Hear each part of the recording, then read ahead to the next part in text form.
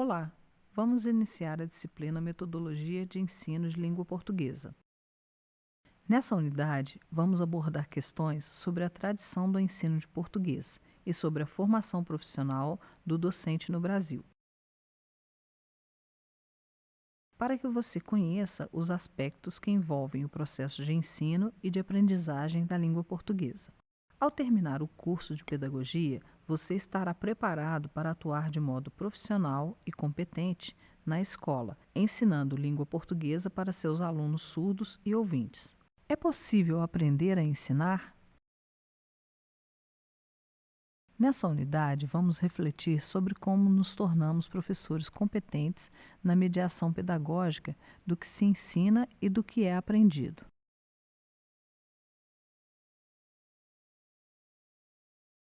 Para refletir sobre essa questão, precisamos viajar no tempo e conhecer um breve histórico da profissão docente e da constituição da disciplina Língua Portuguesa no Brasil.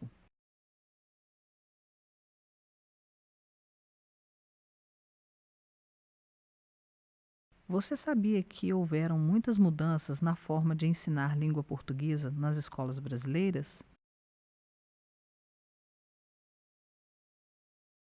Todas essas mudanças foram importantes para fundamentar uma tradição de ensino de língua portuguesa, que nos ajuda a refletir sobre os caminhos percorridos para a formação de professores e a construção de propostas metodológicas sobre o ensino de língua portuguesa. No Brasil, a partir dos anos de 1970 e principalmente nos anos 1980, houve uma ruptura com pensamentos anteriores a respeito da escola e do trabalho pedagógico.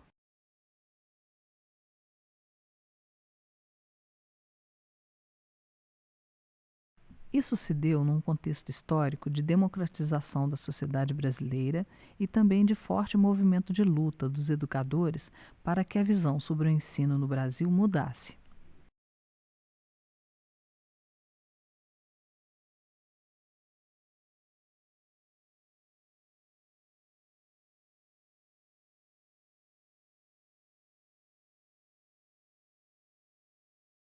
Uma importante contribuição para a reflexão sobre a formação do professor no Brasil foi a obra Pedagogia do Oprimido, do educador e filósofo Paulo Freire, publicado pela primeira vez em 1970.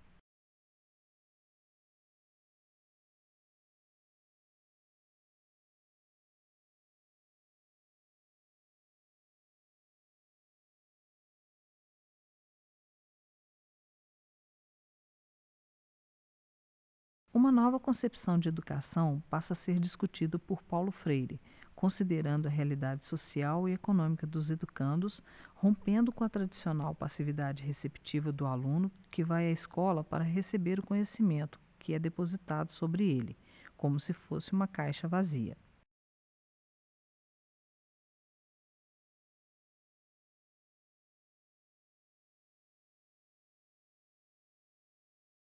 A crítica de Paulo Freire a esse modelo de prática pedagógica, cujo professor domina todo o conhecimento e o aluno nada sabe, recebeu o conceito de educação bancária.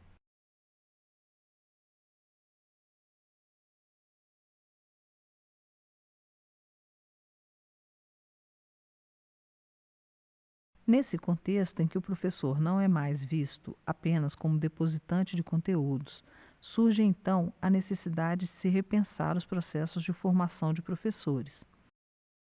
O que se espera é que o professor seja um profissional com pleno domínio da realidade que o cerca e a seus alunos, com visão crítica e transformadora para interferir não apenas nas condições da escola, mas na educação como um todo e na sociedade. A construção de novos olhares sobre a formação do professor ajudou a formar a ideia do professor como profissional de educação, que tem na docência e no trabalho pedagógico a sua particularidade e especificidade.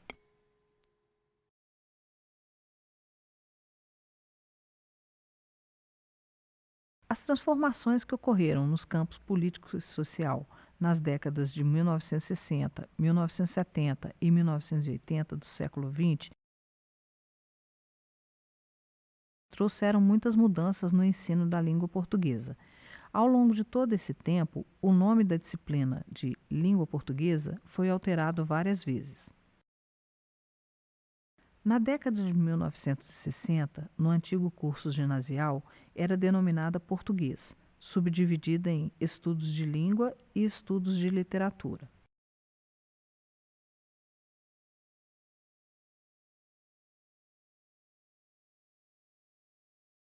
Na década de 1970, passou a chamar-se Comunicação e Expressão.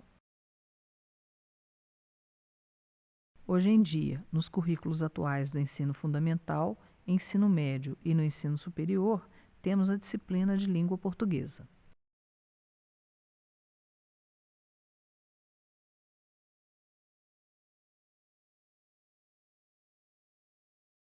Mas as transformações foram além do nome da disciplina. Os esforços para a formação profissional do professor, as políticas públicas educacionais e as mudanças curriculares contribuíram para novas definições das metodologias de ensino de língua portuguesa no Brasil.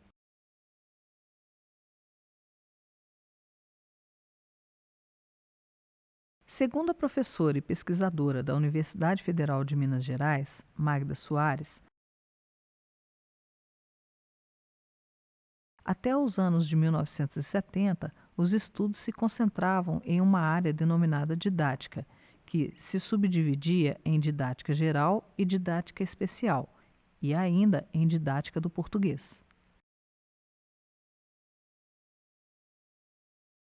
Era uma disciplina que direcionava um ensino normativo, prescritivo, ou seja, regras e normas que orientavam a prática dos professores para que prescrevessem com eficiência as normas da língua portuguesa. O ensino de língua portuguesa, neste período, centrava-se no estruturalismo e não se priorizava a funcionalidade da língua.